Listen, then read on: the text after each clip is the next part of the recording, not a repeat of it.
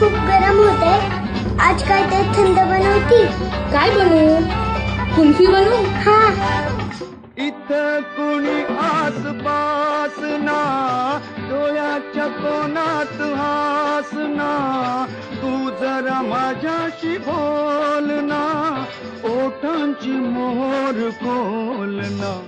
तू लगबग जाता माग वळून पाहता, वाट पावलात अडकळली, जशी मावळत्या उन्हात केवड्याच्या बनात नागिण सळसळली.